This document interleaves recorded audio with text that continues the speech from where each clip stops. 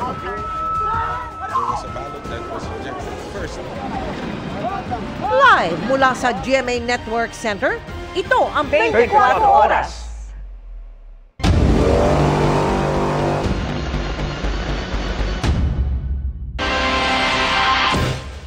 Mga kapuso, ang napapanood ninyong namumula sa mapa ay ang bagyong Tino base sa satellite image nito. Sa lawak nito, hagip ang malaking bahagi ng Visayas at hilaga ng Mindanao. At sa lakas nito, hindi bababa sa 8 lugar ang nasa ilalim ngayon ng wind signal number 4. Bukod pa sa maraming lugar na nasa ilalim ngayon ng signals number 1, 2, 3. Magandang gabi po, Luzon, Visayas at Mindanao. Anumang oras mula ngayon nga ay posibleng maglandfall ang bagyong Tino na bahagya pang lumalakas habang lumalapit sa Eastern Visayas at Caraga Region. Ilan sa mga lugar na yan ang tinahak din ng Super Typhoon Yolanda, Nobyembre ng taong 2013. Kaya ganun na lang ang pangamba ng mga residente para sa parating na bagyo. Kamustahin natin ang sitwasyon doon sa live na pagtutok ni Nico Seren ng GMA Regional TV. Nico. Mel, Emil, Vicky, sa ngayon ay nasa ilalim ng storm signal number 4, ilang bahagi ng Eastern Visayas, kabilang dito sa kinatatayuan natin sa bayan ng Javier, Leyte. Ngayong araw, puspusan ay sinagawang preemptive evacuation sa mga apektado.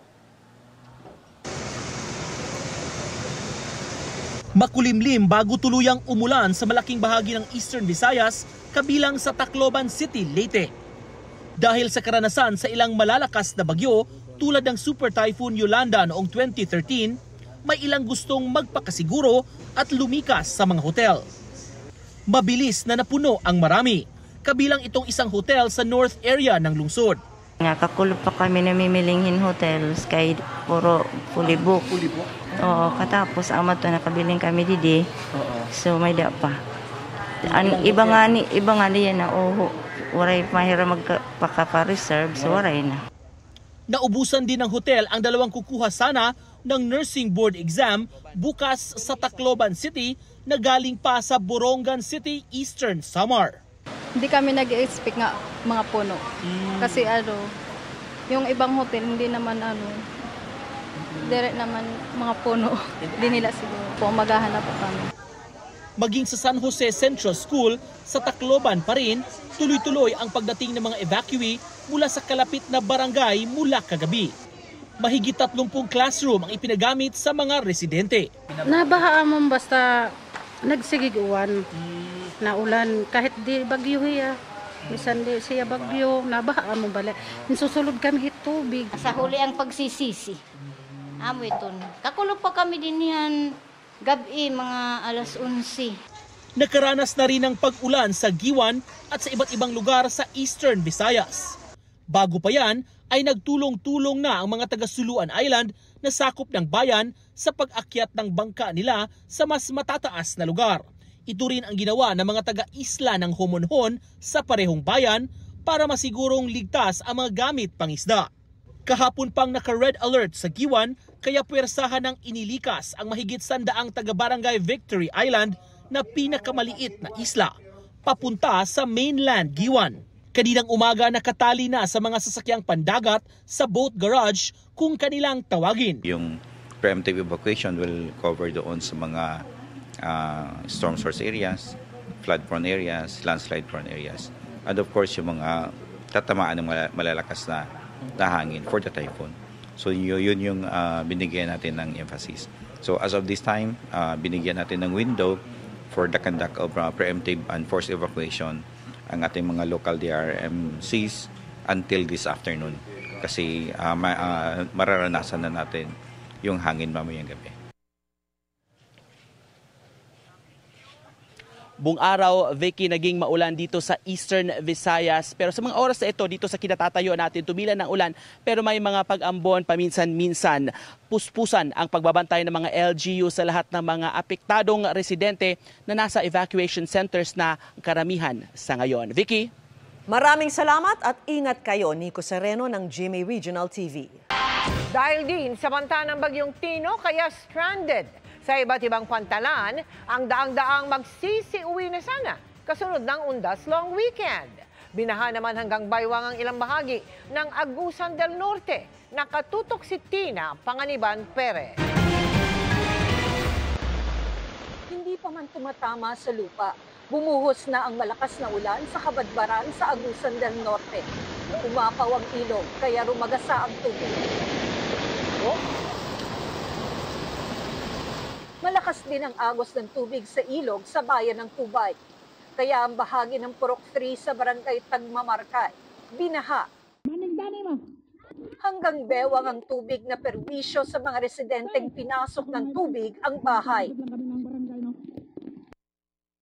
Pati ang kalsadang ito, hirap ng madaanan. May tumirik pang sasakyan na kailangang itulak.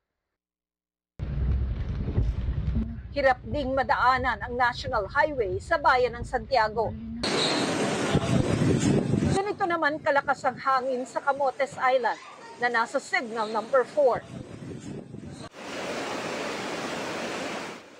Nagdulot ang pagbaha ang malalakas na ulan sa Bais City, Negros Oriental. Nakataas ang signal number 2 roon dahil sa bagyong Tino. Pati sa Dumaguete City, kung saan ilang sasakyang pandagat ang stranded sa pantalan. Isinampana ng mga mangingisda sa Pampang ang kanilang mga bangka para hindi mapinsala. Sa Bulan, Sorsogon, pila na ang mga truck dahil sa mga sinuspending biyahe sa Leyte at Masbate dahil pa rin sa bagyo. Base sa nakalap na datos ng GMA Integrated News, umabot na sa mahigit 1,500 pasahero at 400 sasakyan ang stranded ngayon sa Bicol Region. Sa Catanduanes, itinaas na ang Blue Alert bilang paghahanda sa posibleng hagupit ng bagyo. Sinuspindi na rin muna ang paglalayag ng lahat ng klase ng sasakyang pandagat. Nagpatupad naman ang preemptive evacuation sa halos 270 individual sa bayan ng Hetafe sa Bohol. Sila yung mga nakatira sa mga isla at malapit sa baybayin. Itinabi na rin ng mga mangingisda ang kani-kanilang mga bangka. Para sa GMA Integrated News, Tina Panganiban Perez, nakatutok 24 oras. Pinangangambahan naman ang mga naglalakihang alon sa ilang lugar sa Surigao del Norte kung saan nakataas ang signal number 4. Sa Surigao City, may mga sapilitan ng inilikas at may mga residenteng nagpanic buying. Ang latest na sitwasyon doon, tinutukan po live ni James Paulo Yap ng GMA Regional. James. Vicky, forced evacuation ang ipinatupad ng Surigao City sa mga lugar na bahain at sa mga may tsansang abutin ng storm surge. Pasado alas 7 ng umaga pa lang, may kasabay ng pabugso-bugsong hangin ang mga pag-ulan dito sa Surigao City. Dito nga sa Purok Rojas sa Barangay Washington ay puspusan na ang paghahanda ng ilang mga residente. Itong isang puting bahay ay tinalian na nga ng lubid ang kanilang bubong upang hindi ito madala kung sakali mang lumakas pa ang hangin. Gapon pa yan tinalian ko. Bakit, sir? Kung malakas na hangin, baka masira pa. Kagabi pang may lumikas tulad ng mga taga-barangay Washington na nagpuntang CVGS Central School. Paniguro lang kasi may mga apo ako marami. At pagsapit ng pasado alas 2 ngayong hapon ay ipinatupad na ang forced evacuation sa mga nakatira sa delikadong lugar. Base sa forecast ng Pag-asa, posibleng makaranas ng hanggang 3 metrong taas na daluyong o storm surge sa mga baybayin ng lungsod. Hindi lahat ng barangay may mga hazard areas. So may mga portions lang, may sitio or ipurok or certain number of households. Malapit kami sa dagat. Nanigurado lamang para safety kami. Ilang mga residente naman ang namilinan ng grocery supplies bilang paghahanda sa bagyo. Kasi magbabagyo. So natatakot kayo na magkaubusan? Parang gano'n na nga po. Ano po yung parang gano'n? Magkakaubusan ng pagkain. Kaya bibili ako. Kahapon nga, may nagpanic buying ayon sa City Hall dahil sa mga anunsyong hindi magbubukas ang mga supermarket at mga bangko ngayong araw. Pero agad naman daw nila itong naresolba. we were able to make recommendations for them to open today para to give way also for preparation ng mga tao kung kailangan nila mamili, kailangan nila mag-secure ng pera. So we're very thankful na wala nang panic buying.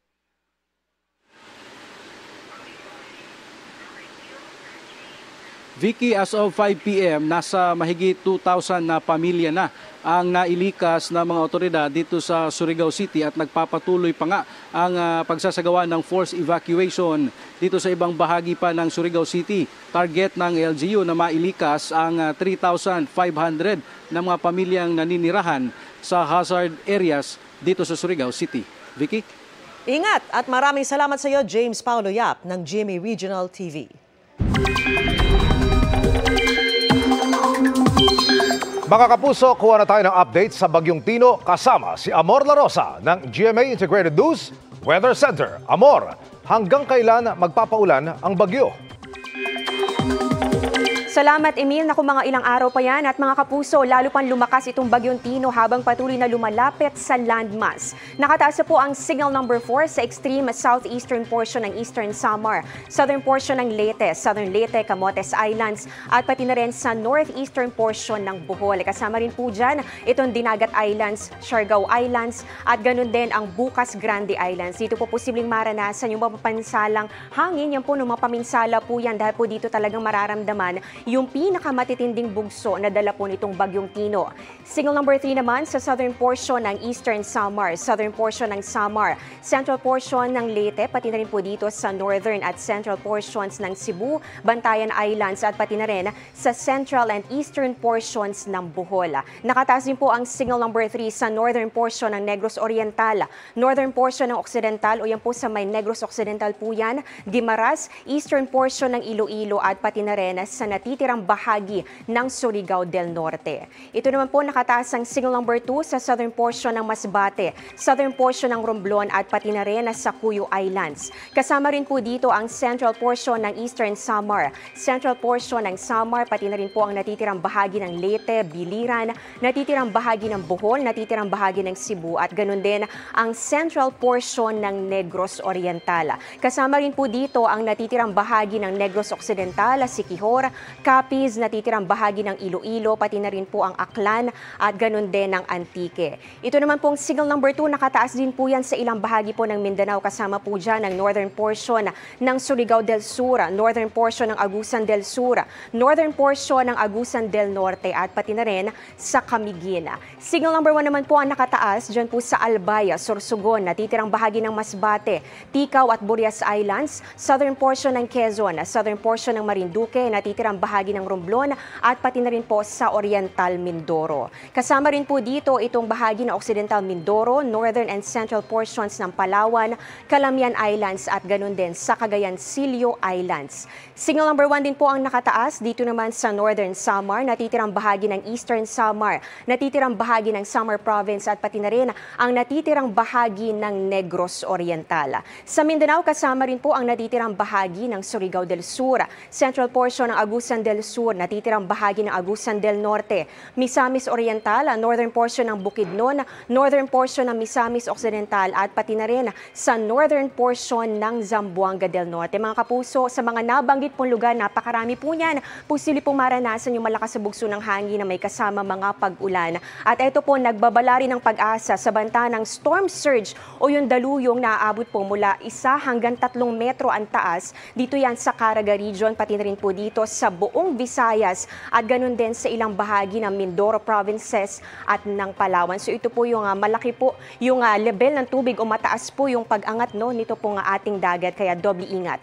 Huling namataan ang sentro ng Bagyong Tino, 170 kilometers east-southeast ng Giwan, Eastern Samar. Taglay po ang lakas ng hangin nga abot na sa 130 kilometers per hour at yung bugso po niya nasa 160 kilometers per hour. Ito po ay kumikilos pakanluran sa bilis na 20 kilometers per hour.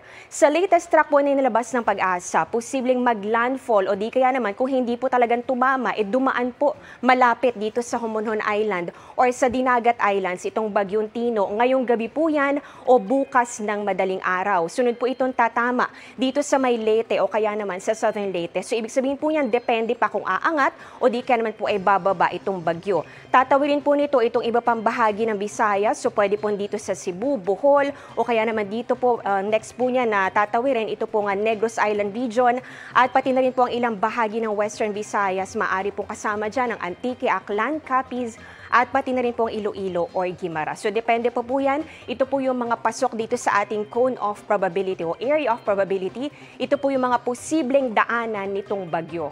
At posible naman po after po yan sa Visayas ay dumiretso po yan dito sa may Northern Palawan. Bukas po yan hanggang Miyerkules po ng madaling araw. Ayon po sa Pag-asa, posible pong makalabas na ito sa Philippine Area of Responsibility pagsapit po ng Huwebes. At bukod po sa Bagyong Tino, magpapaulan din sa ating bansa itong shear line at ganun din itong amihan o yung northeast monsoon. So titingnan po natin dito sa ating Metro Weather, inaasahan po natin ngayong gabi at yan po ay bukas ng madaling araw rin. Mararanasan po yung mga pag-ulan dito yan sa may Cagayan, pati na rin po dito sa may Cagayan Valley. Kasama po dito ang Cagayan, Isabela, eastern sections ng southern at pati na rin po ng Central Luzon. So kasama po dyan ito pong Quezon Province, ganoon din po ang Bicol Region at ilang bahagi po ng Calabarzon, Mindoro Provinces at pati na rin sa Palawan. Dito naman po yung pinakamatitinding mga pag-ulan, inaasahan po natin dapat paghandaan.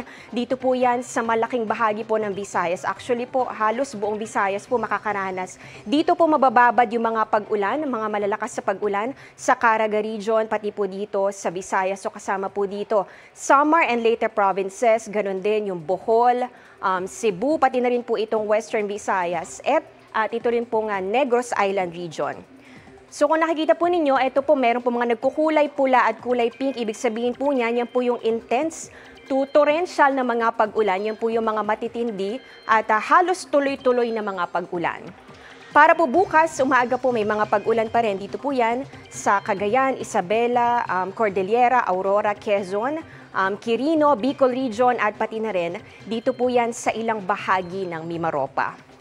At mga kapuso, magtutuloy-tuloy po yung mga pag-ulan sa hapon at mas marami na pong mga matitinding buhos ng ulan. Dito po yan sa Quezon, pati na rin po sa Mindoro at ganun din sa Palawan. Yung western section po ng Luzon, pwede rin po makaranas ng mga kalat-kalat na mga pag-ulan, kaya doble ingat pa rin. Dito naman sa Metro Manila, posible rin pong maulit yung mga pag-ulan gaya po ng naranasan natin kanina. Dahil po yan sa shear line o kaya naman po ay sa localized thunderstorms.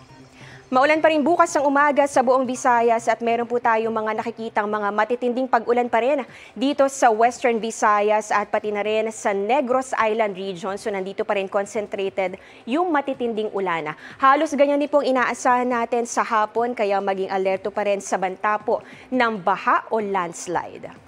Sa mga taga Mindanao naman, may tsansa po ng ulan bukas ng umaga dito sa may Zamboanga Peninsula at pati na rin sa Sulu Archipelago, Northern Mindanao at ilang bahagi po ng Soc-Sargena.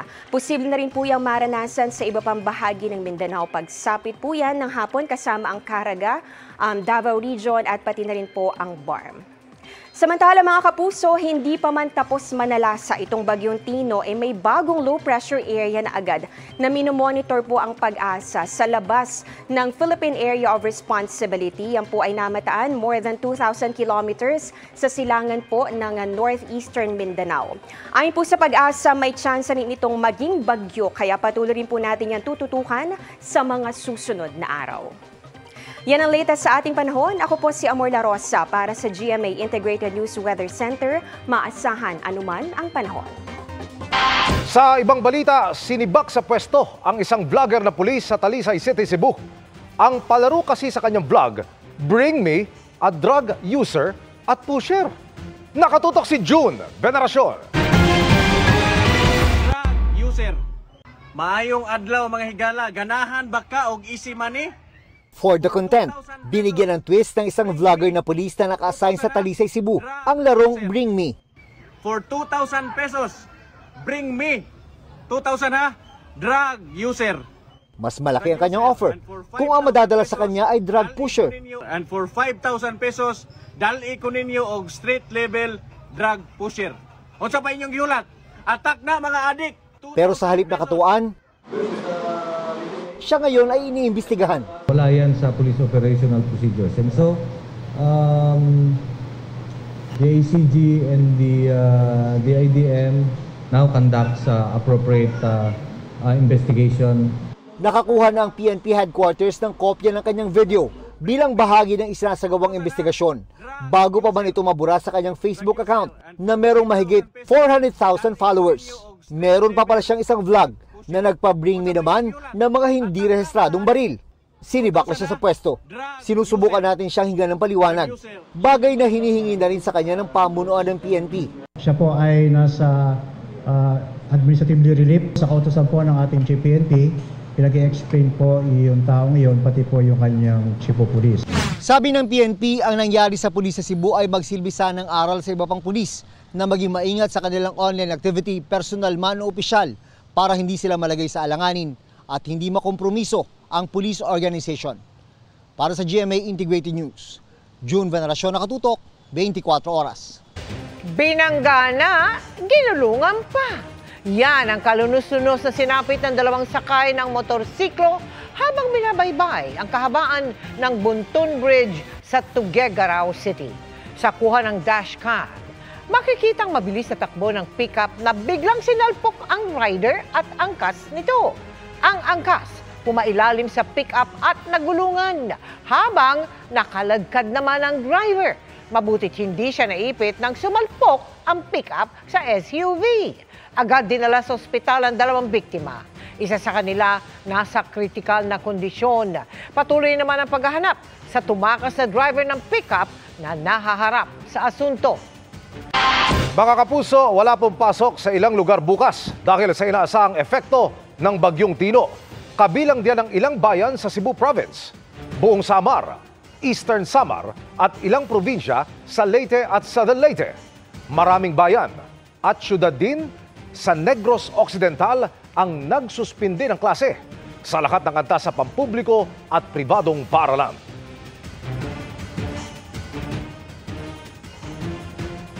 Wala rin pasok sa lahat ng antas sa ilang bayan sa Aklan. Gayun din sa Capiz at probinsya ng Iloilo. Ang Lapu-Lapu City at ilang bayan naman sa Cebu Province, face-to-face classes sa lahat ng antas ang sinuspindi. Wala ring face-to-face classes sa Kalibo, Aklan, ilang bayan sa Antique, Rojas City at Dumaraw sa Capiz, Leon sa Iloilo at ilang syudad at bayan sa Negros Occidental.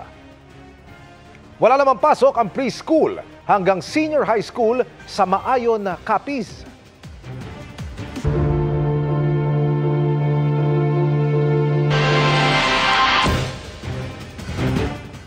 Ilang dekada nang pinapatungan ng DPWH ang presyo ng construction materials, kaya lumolobo ang gasto sa mga proyekto. Ayon po yan kay Secretary Vince Dizon. Iniutos na ng kalihim na sundan ang presyo sa merkado, kaya posibleng makatipid ng 60 bilyong piso sa susunod na taon. At nakatutok si Maki Pulido. Sa bawat proyekto ng Department of Public Works and Highways o DPWH, gumagawa sila ng estimate sa presyo ng mga materyales at isa ito sa magiging batayan ng project cost o gagastusin para sa proyekto. Pero sa loob ng ilang dekada, mismong DPWH ang nagpapatong sa presyo ng mga construction materials, kaya't bloated o higit sa tamang presyo ang mga project cost. Ayon yan kay Public Works Secretary Vince Dizon. Dekada na ito. Madami ng DPWH Secretary ang dumaan, marami ng budget ng marami ng budget ng DPWH ang dumaan, dekada na, pero nandyan pa rin ang overpriced cost of materials. Sa Region 4B o Mimaropa halimbawa, batay sa pagsusuri ng DPWH, prenesyuhan ng DPWH ng higit 23,000 pesos per metric ton ang aspaltong wala pang 6,000 pesos sa merkado. Higit 1,400 pesos per cubic meter ang graba na 600 pesos. 1,500 ang buhanging 620 pesos per cubic meter. 50 pesos per kilo ang sheet pile na dapat ay 40 pesos lang. Ibang halaga ng patong sa iba pang rehiyon pero overpriced din. Ang average na patong 50% sa asfalto, 32% sa graba at sa buhangin, 10% sa simento, 36% sa sheet pile na ginagamit sa mga flood control project at 32% sa steel bar. Pagka in-input na ito mga bagong presyo na to, dun sa proyektong yon base sa dami ng simento, dami ng bakal, dami ng graba, dami ng asfalto, at gagamitin na itong mga bagong presyong to, yung budget na yon, automatic bababa na yon. At makakatipid na kagad ng gobyerno doon. Inaasahang aabot sa 60 billion pesos ang matitipid ng gobyerno sa susunod na taon ngayong iniutos ng sundan ang market prices. Ang halagang yan makakapagpagawa ng dagdag na 1,600 kilometers na konkretong kalsada at 1,000 kilometers ng asphalt overlay. Sinusuri pa ng DPWH ang presyohan sa iba pang materyales tulad ng pintura na ginagamit sa pagpapatayo ng mga gusali tulad ng mga silid-aralan.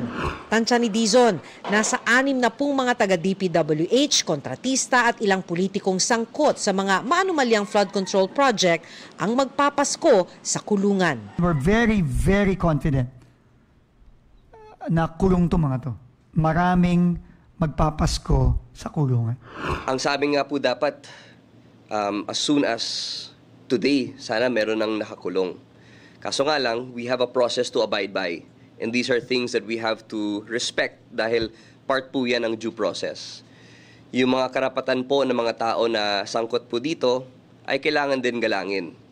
But it's not to say that we are not hell-bent on getting them to prison if they are found guilty of the crimes charged. Para sa GMA Integrated News, Maki Pulido, nakatutok, 24 oras. Pinirmahan ng Pilipinas at Canada ang kasunduan para palakasin ang ugnayan ng militar nito sa Pilipinas. Sa gitna niyan, nanindigan si Teodoro na hindi makikipag-usap sa China hanggang wala itong pinapakitang sinseridad. Nakatutok si Rafi Tima. Magkasama sa ASEAN Defense Ministerial Meeting noong isang linggo, sina Defense Secretary Gilberto Teodoro at ang kanyang Chinese counterpart na si Minister Dong Jun. Pero kahit mainit ang issue ngayon sa mga galaw ng China sa West Philippine Sea, walang ligoy na sinabi ni Defense Secretary Gilberto Teodoro na hindi siya makikipag-usap sa China hanggat hindi ito nagpapakita ng sinseridad. Sabi kasi ng China Ministry of Defense kaugnay ng patuloy na pagpapatrolya ng Pilipinas sa West Philippine Sea, dapat umayos ang Pilipinas dahil hindi hahayaan ng China na ma-blackmail sila ng maliliit. Sampal sa mukha yun, kaya hindi ko tatanggapin. Would you offer to talk to somebody who slammed your country that way? Of course not. Hiningan namin ng reaksyon ng embahada ng China pero wala pa silang tugon. Dapat kung makikipag-usap o makikipag-ugnayan tayo, respetuhin muna nila ang alituntunin natin at ang sovereignty natin. Ang mga pahayag ng kalihim ginawa matapos pirmahan ang Status of Visiting Forces Agreement sa Canada. Layo nitong palakasin ang ugnayan ng militar ng Pilipinas at Canada at ito ang magiging basihan para makapagsagawa rin ng joint exercises sa mga armed forces ng dalawang bansa. Underpinning the SOVA is the foundation on which it is built. It is to preserve the international order as a rules-based international order, respecting the sovereignty and dignity of not only states, but also of its people as human beings with the rights and the freedoms that they enjoy. Inaasahan ni Canadian Defense Minister David McGuinty na makakasama sila sa balikatan sa susunod na taon. This signing is not the end of an effort. It really is just the beginning of a journey. One of deeper cooperation, greater understanding, and enduring partnership between our two great peoples, our militaries, and our nations. Ang Canada ang palimang bansa na may VFA ang Pilipinas, kasunod ng Australia, New Zealand, Japan at ng Amerika. Lalo pang ang pinalalakas ang kooperasyon sa pagitan ng Pilipinas at Amerika dahil bumuo ng isang joint task force para dagdagan ng kahandaan ng kanilang mga militar sa mga lugar kasama ang South China Sea. Inanunsyo ito pagkatapos ng pulong ni Chodoro at US Department of War Chief Pete Hegseth noong isang linggo. Para sa GMA Integrated News, Rafi Tima nakatutok, 24 oras. Happy Monday, chikahan mga kapuso! Cultural immersion, food tasting at out-of-the-country celebration ang ganap ng ilang sparkle artists nitong Undas Long Weekend. Saan-saang bansa kaya sila nagpunta? Makichika kay Athena Imperial. Wearing a traditional Thai dress, maladyosa si Jillian Ward sa pictorial niya sa Wat Arun sa Thailand. May photos din ng Never Say Die lead actress sa side street ng Bangkok. Swaimak o talaga namang ang ganda sa lahat ng anggulo. Bumati naman ng konnichiwa si Shuvi Etrata from Japan. Nag-outfit check si Shuvi wearing knee-high boots and burgundy coat. Nag-anyong from South Korea naman si Herlin Budol na ibinahagi ang kanyang first snow experience. Tipak ba siya? As in parang Pilipinas sa parang yelo talaga na tagdodos. Ayan na ang snow. Ayan na. Ayan na yung snow. Ayan na. Mamaya pa yan mas marami. Gusto mo madami, tatambay talaga ako sa labas. Umorder din sila ng jjigae na perfect para sa malamig na panahon. Sa Dubai, United Arab Emirates naman tinupad ni Master Cutter lead actress Max Collins ang wish na Halloween costume ng anak na si Sky. We have a costume. My son wants to be a penguin and I asked him, what do you want mommy to be? Sabi niya, mommy penguin. So we are going to be penguins in the desert. Nag-enjoy din siya with friends this Halloween. Nag-Northern Ireland naman si Glyza De Castro. Ibinahagi ng Sparkle actress ang rest and relaxation nila ng kanyang asawa na si David Rainey. Nag-record din siya ng mga sinulat niyang kanta roon. Sa post ni Glyza, excited siyang i-share ang mga kanta't musikang bunga ng kanilang brainstorming at creative juices. Nagbabakasyon din si Barbie Forteza sa Illinois. The Sparkle actress is having a good time. Sumali siya ng run sa Palatine at nag-me time enjoying coffee, wine, good food at pagbabasa ng mga libro. Athena Imperial updated sa Showbiz Happenings.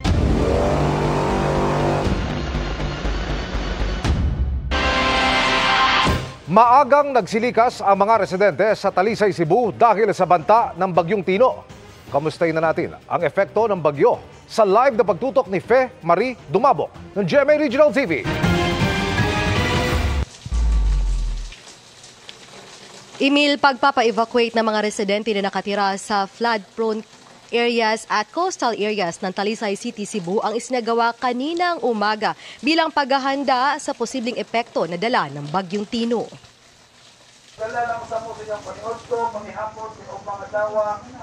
Nag-ikot ang mga opisyal ng barangay na nasa coastal at flood-prone areas sa Talisay City sa Cebu para palikasin ang mga residente habang panakanakang pag-ulan pa ang naranasan kaninang tanghali. Ang mga taga-barangay poblasyon hindi na raw magmamatigas at lilikas na dahil nadala na raw sila ng tamaan ng Typhoon Odette noong December 2021. Amo panggi kuan ang kuan mo tiyo ba na dire? Nadir. Di lagi kalakaw. Wala inyo ipauna. Oh, wala pa may mual sagod, nagkuan pa man. Oh, arera na mo sa Sam. Di mi pabot sa unos kay pareha sa unang kuan niya. Salamat sa Odette. Para tagam na ta? Oh, tagam na oy. Bakwit na. Oh, sa oras sa ni pahawa. Mga alas 10 sa buntag, karong buntag. Oh. Di man nagpa-safety. Oh, safety lang daan kay kuya ra ba kay ni? Sentro ra ba ta sa Bagyo? Isa sa panawagan ng barangay sa mga lilikas ngayong araw, magdala ng panghapunan. Bukas, barangay na raw ang sasagot sa buong araw na meals ng evacuees. Sabi ng barangay, magpapatupad na sila ng forced evacuation kung may iba pa na hindi pa rin lumikas. Mayroong 3 evacuation site ang barangay poblasyon. Ang mga bangka naman inilipat na sa mas mataas at mas ligtas na lugar. Ako lagi pababaw kay panginabuhian na ba ito na mo. Makuha niya ito, dami sa tumoy kuya kay wa nagi koy panitaan niya. Sa Barangay Dumlog, kaninang tanghali, aabot na sa mahigit 100 pamilya o nasa mahigit 400 individual ang pina-evacuate sa kanilang mga evacuation center.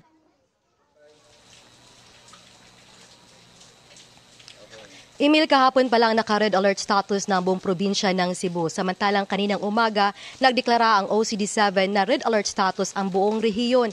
Activated na rin ang Operation Center ng Cebu Provincial Capital upang maging mabilis ang koordinasyon sa mga lungsod at bayan kung kinakailangan, lalo na sa mga rescue operation. Samantalang simula kaninang umaga hanggang ngayong gabi, nararanasan ng halos walang tigil na pag-ulan sa iba't ibang bahagi ng probinsya ng Cebu, lalo na rito sa Cebu City. Emil? Maraming salamat, Fe Marie Dumabok ng GMA Regional TV. Hindi nagustuhan ng Napolcom ang pagbibihis pulis ng isang lalaki nitong Halloween. Ang uniforme ng pambansang pulisya ay ginawa pang sleeveless na labag sa batas. Ang paliwanag ng lalaki, tinutukan ni Mariz Umali. Nag-viral kamakailan ang mga larawang ito ng nag-costume na pulis sa isang Halloween party. Ang uniforme, pinutulan ng manggas at pati ang police badge, may bahagi ring ginupit. Bagay na hindi nagustuhan ng Napolcom at ng liderato ng pulisya. Tinira pa at parang nilipas tangan yung uniform. The uniform symbolizes the office. Ang uniform na yan, it symbolizes Philippine National Police. Matapos ipag-utos ng Napolcom na hanapin ang naka-police costume, ang lalaki nagkusa ng pumunta sa Napolcom. Bukod sa nag-public apology, sumulat din siya sa Napolcom na humihingi ng paumanhin sa kanyang ginawa. Ako po ay lubos na humihingi ng pasensya at buong kababaang loob at humihingi ng kapatawaran. Hindi ko po intensyon na mabastos ang uniforme ng mga kapulisan at ang ating opisina. Paliwanag niya, karaniwang unang pumapasok sa isip pag Halloween costume ang mga superhero, kaya niya ito napiling isuot. So naisip ko lang po yung mga pulis, siya yung tagapagtanggol, mga superhero, mga superhero po. So yung pong pumasok sa isip ko na superhero po yung mga ating mga kapulisan na nagtatanggol sa ating mamamayan po. Pero ayon sa Napolcom, malinaw na paglabag sa batas ang pagsusuot ng uniforme o insignia ng PNP ng mga hindi miyembro nito. At ang mas masaklap, ginawa pa itong sleeveless. Klaro rin po sa ating lahat na sa Article 179 ng Revised Penal Code, bawal po talaga na magsuot ng uniforme o insignia ng pulis. Yun po ang batas. Hindi po ito kunwaring uniforme na ala costume lang na kamuka. Ito po talaga ay actual na uniforme ng pulis. Kung sisilipin po ninyo, pati nga po yung tsapa ng pulis, ginupit pa doon eh. Naging katatawanan po ang ating kapulisan. Kaya po nang himasok po ang National Police Commission. May hawak na show cause order si Commissioner Kalinisan, pero dahil kusa na rin naman daw na humarap ang lalaki sa Napolcom, pinunit na lang ito at hindi na isinilbi sa kanya. Klaro naman po siguro na remorseful na po ang mama at klaro naman po siguro na nagpapayag na po siya ng kanyang pagsisisi doon sa kanyang nagawa. So ito po wala na. Salamat po, sir. Siguraduhin mo lang na hindi mo na ulitin. Opo, hindi po. Kasunod ng pagsabi na sa raon niya binili ang uniforme ng pulis, ay agad ipinag-utos ng Napolcom na suyurin ng PNP ang lugar para mahanap ang mga iligal na nagbebenta ng uniforme ng pulis dito. Lalo't hindi raw dapat na ibebenta ang mga uniforme o gamit ng mga pulis kung kani-kanino lamang. So, hindi maaari na ordinaryong tao nakakabili ng mga paraphernalia at uniforme ng pulis. Maaaring gamitin ito sa krimen at sa ibang mga masasamang bagay. Para sa GMA Integrated News, Mariz Umali, nakatutok, 24 oras. Mga kapuso, all out nang mapapanood this Sunday ang world-class kantahan sa kauna-unahang Veiled Musician Philippines. Excited ang hosts at judges ng competition na sasala sa top 3 na magiging representative ng Pilipinas sa international round sa Seoul, South Korea. Makichika kay Aubrey Carampel. For the world's best singers, Veiled Cup. 12 contestants, 3 rounds ng kantahan. Masasaksihan na yan sa first ever Veiled Musician Philippines na ipalalabas sa special episode ng All Out Sunday sa Linggo, November 9.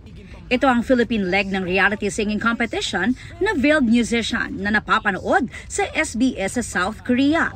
Ang mga host nito, sina Gabby Garcia and River Cruz. Maglalaban-laban ng ating mga singers pero hindi mo makikita yung mukha nila kaya it makes it more exciting. Global competition to and napaka saya na ginawa natin to sa All Out Sundays. So talaga boses ang panlaban dito, boses lang. Magsisilbing jury sina Kapuso Premier Balladeer Mark Bautista, The Undeniable Diva Rita Daniela, and Asia's Limitless Star Julian San Jose. This is my first time judging a singing competition. So, na-excite din ako for this. Malaking platform din to for Filipino performers and singers. Kasi maipapakita na naman natin kung gaano kagaling ang mga Pinoy. Yung mga contestants natin talaga like from the Philippines, sila yung sasabak at lalaban sa international scene. So we're just very excited for them, sa lahat ng mga magpo-perform. Kaya excited kami para sa kanilang magiging performance and kung sino yung mapapadala. Ang guest judge na si second-gen K-pop idol Tiffany Young, makakasama nila sa final round. Ang Veiled Musician Philippines ay collaboration ng GMA Network, South Korean entertainment company Canverse at SBS na nakapartner ng Kapuso Network sa Running Man Philippines. Mula sa 12 contestants, pipili ang judges ng top 3. Sila ang kakatawan sa Pilipinas sa Veiled Cup Finals sa Seoul, South Korea, kung saan makakalaban nila ang mga pambato ng iba't ibang bansa sa Asia. Kabilang sa mapapanalunan ng tatanghaling champion, ang appearance sa Korean music program na Inkigayo at ang chance to sing a K-drama original soundtrack. Si Judge Tiffany may special message sa contestants. An audition, a competition show is just one part of your journey. I hope you really, really treasure every single part from beginning to end, and that this moment also inspires you to sing more for the world. 응원하겠습니다. 화이팅! Aubrey Carampel, updated sa showbiz happenings. Hinalay umano ng kanyang class advisor ang 8 taong gulang na grade 3 student sa loob ng isang eskwelahan sa Tarlac. Nangyari umano yan sa tinatawag na confession room kung saan dinala rin umano ang iba pang estudyante. Nakatutok si Jonathan Andal. Exclusive. Bakit ganun yung pinagawa mo? Bakit ganun, kababoy? Nanginginig sa galit si Loida, di niya tunay na pangalan dahil hinalay di umano ang kanyang 8 taong gulang at grade 3 student na anak sa loob mismo ng eskwelahan. Ang suspect mismong class advisor nito na 23 anyos na lalaki. Dito umano nangyari ang insidente sa mistulang dirty kitchen na karugtong ng classroom. Ang tawag daw dito ng guro, confession room. Pero ang tawag daw ng bata rito, dark room. Nagkaroon daw ng kutob si Loida nang bigla raw ayaw nang pumasok sa eskwelahan ng anak na bigla-bigla raw nagsasalita mag-isa at lagi raw binabanggit ang pangalan ng kanyang teacher. Hindi na mababalik. Hindi na mababalik. Nasa-trauma yung anak ko. Lagi niyang sinasabi, Mama, dark room. Ayoko pumasok sa dark room. Pero hindi lang daw isa kundi 4 na estudyante ang isa-isa umanong dinala ni teacher sa umano'y dark room o confession room. Pero ang anak lang umano ni Loida ang sinasabing minules siya. Nitong Miyerkules lang nangyari ang insidente sa oras ng klase. Kinabukasan, Huwebes, nagsumbong ang bata sa magulang. Nag-report sa Paniki Police at agad na aresto ang teacher sa mismong eskwelahan. Wala po siyang ibang sinabi kundi dinideny niya po yung mga ni-report sa kanya ng pamumulestya. Pero isang gabi lang sa kulungan ng teacher dahil nang isa lang na ito kinabukasan sa inquest proceedings noong October 31, iniutos ng piskal na pakawalan ito. Depensa rin ng abogado ng teacher, illegal ang pag-aresto. Based ho dun sa ating prosecutor, ang kanyang recommendation po is not sufficient for inquest proceedings but sufficient for conduct of preliminary investigation and release for further investigation po yung ating suspect. Pinuntahan namin ang naturang eskwelahan sa Paniki, Tarlac para makuha ang panig ng inirereklamong guro. Pero sabi ng presidente ng eskwelahan, suspendido na raw ang teacher simula ngayong araw. Tinawagan namin si teacher sa tulong ng acting school principal. Pero sabi ni teacher, base raw sa advice ng kanya abogado, hindi raw muna siya magpapa-interview. Yung presidente naman ng eskwelahan, pumayag magpa-interview pero hindi sa harap ng kamera. paglilinaw ng eskwelahan, hindi nila binabaliwala ang kaso at wala silang kinakampihan dito. Nagtataka rin daw sila kung bakit may confession room si teacher na pinakandado na nila ngayon. Maglalagay na raw sila ng mga CCTV at sinabihan na ang mga guro na ipatupad ang no-touch policy o wag hahawakan ng mga estudyante. Nangako ang eskwelahan na makikipagtulungan sa investigasyon at kakausapin ang nagrereklamong magulang pati ang inirereklamong guro dahil gusto rin daw nilang malaman ang katotohanan. Hustisya po ang kailangan ko. Kaya nananawagan po ako. Maawa na po kayo. Para sa GMA Integrated News, Jonathan Andal, nakatutok, 24 oras. Be a little kind every day. Yan ang katagang inaalala ng pamilya, kaibigan at mga taga-suporta mula sa yumaong content creator na si Eman Atienza. Patuloy na bumubuhos ang dasal at pakikiramay sa pamilya Atienza sa unang araw ng burol ni Eman. May report live si Aubrey Carampel. Aubrey? Iya patuloy ang pagdating ng mga nakikiramay dito sa The Heritage Park sa Taguig, kung saan nakaburo ang mga abo ng social media influencer at status by sparkle artist na si Eman Atienza, ang anak ng ating kasamahan na si Kuya Kim Atienza. Binuksan sa publiko ang burol ni Eman Atienza. Bumuhos ang pakikiramay para sa pamilya Atienza sa pagdating ng kanilang mga kaanak at kaibigan. Kabilang sa mga namataan ng GMA Integrated News, sina Susan Enriquez, Patricia Tumulak, Suzy at Paulo Abrera. Pumanaw si Eman nitong October 22 sa Los Angeles sa Amerika sa edad na 19. Nakilalang masayahin, full of energy, outspoken at very authentic si Eman sa kanyang online posts. Very open din siya sa usapin ng mental health na isa sa mga hinahangaan ng kanyang followers. Sa gitna ng pagluluksa dahil sa kanyang pagpanaw, nais daw ng pamilya Atienza na alalahanin ng bawat isa si Eman bilang isang masayahing anak, kapatid at kaibigan. Hiling nila sa lahat sa ngalan ng alaala ni Eman, be a little kind every day.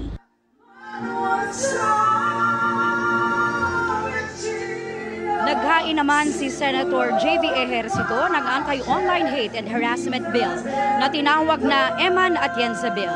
Layo nitong tugunan ng anyay lumalalang cyberbullying, fake news at online defamation sa bansa, lalo na laban sa mga vulnerable users gaya ng kabataan. Marami na raw kabataang nabiktima ng online bullying, kagaya ni Eman Atienza. Iya ginaganap ngayon ang isang misa sa loob ng chapel at pagkatapos naman yan ay magkakaroon ng tribute ang Sparkle GMA Artist Center para kay Eman. Yan muna ang latest, balik sa iyo, Iya. Maraming salamat, Aubrey Carampel.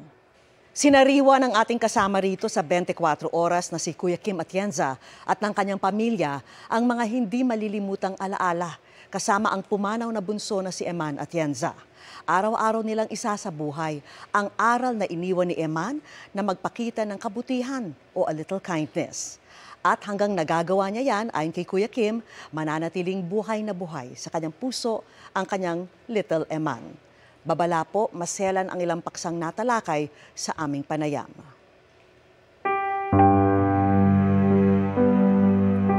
I have this peace that I don't understand. The pain is deep, but the peace is just as deep. I know that all things will work out well with panahon lang yan. And I know na kinuha si Eman dahil may dahilan. At ang dahilan ay maganda. Maganda ang dahilan. I trust the Lord. Yeah. Pero masakit. Masakit. Yeah. Pilit na nagpapakatatag si Kuya Kim Atienza sa pagpanaw ng kanyang bunso, ang social media influencer na si Eman. Ang bangungot ng sino mang magulang ang gumising daw kay Kuya Kim noong umaga ng October 23 matapos pumanaw ang kanyang anak October 22 sa Amerika. Oh my gosh. Vicky, nung we knew that alam namin na may problema si Eman. So, we were calling her the next day, hindi sumasagot. We knew there was a problem. May kutob ako noon eh. Nung natulog ako nung gabi na yon, ang prayer ko kay Lord, sana wag. Sana save si Eman. Please protect my little Eman. Napaka-excruciating nung... Pagising ko ng umaga, chinek ko ang telepono ko. Ang sabi ni Feli, Kim, I have terrible, terrible news. the first thing I did na paluhod, lumuhod muna ako. Sabi ko, Lord, sana hindi to tunay. Sana nag-attempt. Sana nasuspital. So I called Feli. And then Feli said, Eman is gone. Nalambot ako talaga noon. Ito na yung kinakatakutan ko. Kung merong isang bagay akong kinakatakutan sa buong buhay ko na mangyari, ito yun. Nangyari na nga. Nung unang mga araw, tinanong ko si Lord, Lord, bakit? Bakit? But now, unti-unti lumalabas ang dahilan bakit binawi niya si Eman. Ang dami kong what if eh. Nagkulang ba ako sa oras na binigay ko sa anak ko? Nagkulang ba ako sa pangaral? I'm out here talking, telling people the gospel. Was I able to share enough to my family, to my kid? That gives me pain. Did Eman leave any note for you? We didn't read it. It was going to be ugly. So we want to remember Eman for all the beauty, for all the good things.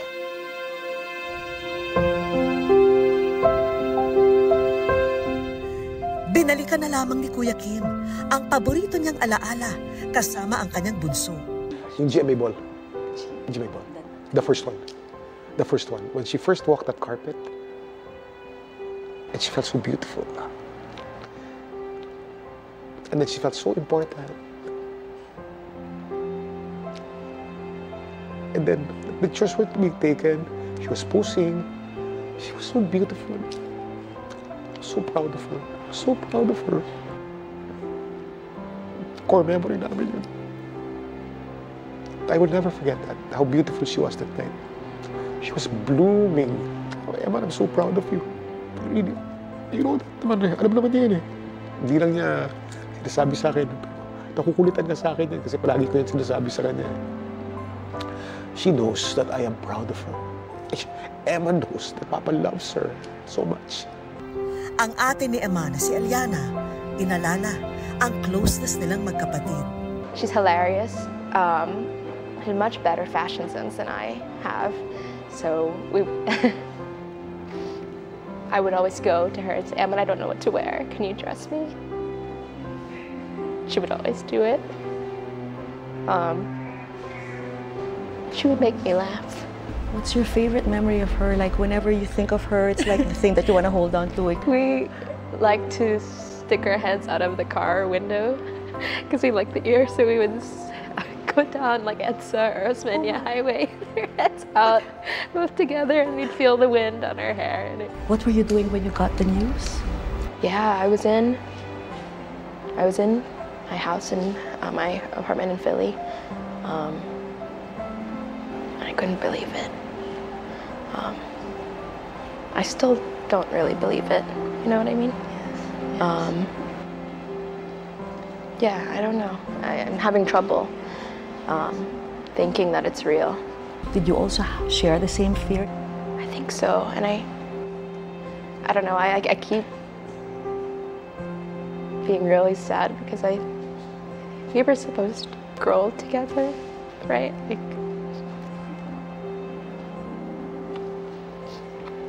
I wish we got to. What would you want to tell your sister? Right now, come back. I miss you. Bilang social media influencer, naging bukas si Eman sa kanyang mga naging karanasan, maganda man o hindi. I'm sorry for the lighting, I look so bad, but and I'm not gonna bother him. But my favorite... Kahalo ng kanyang mga kwelang post. Magandang gabi mga kababayan. At mga fit check. Love these ballet flats. Prada gold metallic ballet flats. I got these in Paris. Or Steve Madden kitten heels. I got them from my mom. She bought them a long time ago. Hindi itinago ni Eman ang diskusyon tungkol sa kanyang mental health. Guys, if I pass away tomorrow, I want you to know I love you all very, very much. 14 years old. So pinadala namin agad sa professional. Pinatingin namin at na-diagnose ka agad na meron siyang bipolar disorder, PTSD, and many others, no? So, ang pagiging bipolar kasi like Eman, ano yan eh, merong manic happiness. Sobrang saya. Matakot kayo pagka sobrang saya. Dahil ang kabaliktaran yan, pag bipolar ka, ay sobrang depressed. Ang mental health, ang mga problema sa mental health ay tunay. Kadalasan, akala natin ay umaarte lang ang mga anak natin. Kapag nakitaan nyo ang anak nyo na may symptoms, paniwalaan nyo. Maaring nag-express kadalasan ng anak natin at akala natin ang arte nyo. Nung panahon namin, malalakas kami. Nung panahon namin, pinapalo lang kami, okay na kami. Iba sila ngayon. Iba sila. Ilagay natin ang ating sarili doon sa kanilang lugar at alamin natin, dapat malaman natin na ang mental health ay talagang seryoso at ang sakit sa utak ay nakamamatay. Kaya si Kuya Kim, kahit papano'y nabubuhayan ng loob. Dahil daw kasi kay Eman, meron ding mga naglakas loob na pag-usapan ang kanilang mga pinagdaraanan. Marami akong nakuha mga messages, Vicky. I still am on social media because pag binuksan ko social media ko, I see a lot of these kids, a lot of people messaging me, telling me how Eman has touched their life. At may mga nakuha akong mga messages din ng mga tao na sabi nila, depressed din ako. At yun ang nakaka-encourage. Yun ang comforting. Paalala rin daw ang nangyari kay Eman na mas maging mabuti sa kapwa sa pang-araw-araw na buhay, partikular sa mga sinasabi at kinokomento sa social media. Ang legacy ni Eman, mag-ingat ka. Be a little kinder. Pwede kang makamatay, pwede kang makasakit, pwede kang makasakit ng tao. But Eman, I just want to say that you did not die in vain. May dahilan. There's a reason why you left. And Papa and Mama will make sure that that reason is spread to as many people as possible. And when people are kinder every day, then Eman is alive. When I'm a little kinder today, Eman is alive in my heart. Love you, Kuya Kim. Mga kapuso, kung kayo po ay may kakilala kayong may pinagdaraanan at nangangailangan ng payo, suporta, makakausap o makakaramay kaugnay ng mental health, maaari po niyong tawagan ang mga hotline na naka-flash sa inyong mga TV screen. Bukas ang mga linyang ito 24 oras.